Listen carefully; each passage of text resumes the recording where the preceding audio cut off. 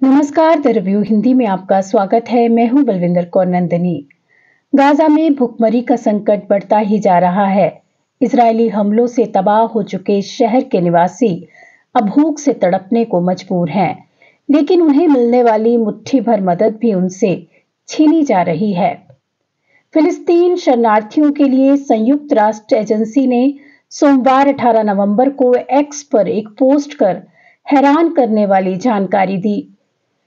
Post के अनुसार शनिवार 16 नवंबर को गाजा में लोगों के लिए फूड सप्लाई ले जा रहे संयुक्त राष्ट्र के ट्रकों के काफिले को हिंसक तरीके से लूट लिया गया। बंदूक की नोक पर ड्राइवरों से ट्रकों में लदी सहायता सामग्री को उतरवाया गया। 97 ट्रकों को पूरी तरह से लूट लिया गया। काफिले में कुल 109 ट्रक थे। यूएन एजेंसी के मुताबिक आटे की गंभीर कमी के कारण डेर अल बला और खान यूनिस में संयुक्त राष्ट्र की मदद से चल रही सभी 8 बेकरियां कई हफ्तों से कम क्षमता पर काम कर रही हैं। इनमें कुछ को पूरी तरह से बंद कर दिया गया है। अगर तुरंत कुछ ना किया गया तो खाने की कमी और बढ़ जाएगी, जिससे 20 लाख से अधिक लोगों की जिंदगी खतरे में पड़ जाएगी। क्योंकि गाजावासी जिंदा रहने के लिए सिर्फ मानवीय सहायता पर निर्भर हैं। अल जजीरा की रिपोर्ट के मुताबिक संयुक्त राष्ट्र सहायता काफिले के ट्रकों की लूट करीम अबू सलीम क्रॉसिंग, इजरायली इस क्रॉसिंग को केरेम शलोम कहते हैं, के पास इजरायली सैन्य प्रतिष्ठानों के सामने ही हुई। रिपोर्ट के मुताबिक डकैती को अंजाम देने के संदिग्ध गिरोह के 20 से अधिक सदस्यों को हमास सुरक्षा बलों ने जनजातीय कमेटियों के साथ मिलकर मार गिराया है। हमास के चैनल अल अक्सा ने ये जानकारी हमास के आंतरिक मंत्रालय के सूत्रों के हवाले से दी है। बड़ा सवाल ये है कि गाजावासियों के खाने की लूटपाट करने वाले कौन है। यूएन एजेंसी की पोस्ट लूटने वाले अपराधियों के संबंध में कुछ नहीं बताती, लेकिन इसमें स्पष्ट रूप से कहा गया है कि इजरायली अधिकारी अंतर्राष्ट्रीय कानून के तहत अपने कानूनी दायित्वों की अनदेखी कर रहे हैं। इजराइल की जिम्मेदारी है कि लोगों की बुनियादी जरूरतें पूरी की जा सके और सहायता की सुरक्षित डिलीवरी को आसान बनाया जा सके, और ये जिम्मेदारी गाजा पट्टी में ट्रकों की एंट्री और लोगों तक जरूरी सहायता पहुंचाने तक लागू है। वाशिंगटन पोस्ट की एक रिपोर्ट के अनुसार सहायता समूह के अधिकारी, मानवीय कार्यकर्ता, ट्रांसपोर्ट कंपनियों और चश्मदीदों ने बताया है कि जैसे जैसे गाजा का भुखमरी संकट गहराता जा रहा है, संगठित गिरोह इस क्षेत्र में पहुंचाई जाने वाली अधिकांश सहायता को लूट रहे हैं और इजरायली सेना द्वारा नियंत्रित क्षेत्रों में खुलेआम अपनी गतिविधियां चला रहे हैं। रिपोर्ट के मुताबिक अधिकारियों का कहना है कि गाजा के दक्षिणी हिस्से में मदद बांटने में आपराधिक लूटपाट सबसे बड़ी रुकावट बन गई है।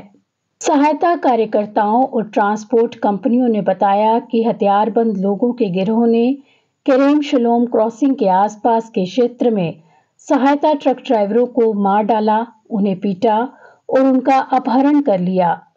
गौरतलब है कि केरेम शलोम क्रॉसिंग गाजा के दक्षिण में एंट्री का मेन पॉइंट है। वाशिंगटन पोस्ट का दावा है कि उसके हाथ यूएन का अक्टूबर का एक इंटरनल मेमो लगा है, जिसमें कहा गया है कि गाजा में एक्टिव गैंग्स को इजरायली सेना का सीधा नहीं तो अप्रत्यक्ष संरक्षण हासिल है। कथित यूएन मेमो में कहा गया है कि गैंग लीडर्स ने आईडीएफ के कंट्रोल वाले इलाके में मिलिट्री कंपाउंड जैसा बेस बना लिया है। रिपोर्ट के अनुसार सहायता संगठनों का कहना है कि इजरायली अधिकारियों ने काफिलों की सुरक्षा के लिए बेहतर उपायों के उनके ज्यादातर अनुरोधों को नकार दिया है। सहायता कर्मियों, संयुक्त राष्ट्र अधिकारियों, परिवहन कर्मियों और ट्रक चालकों का कहना है कि हमलों के दौरान इजरायली सेना कई मौकों पर हस्तक्षेप करने में नाकाम रही है।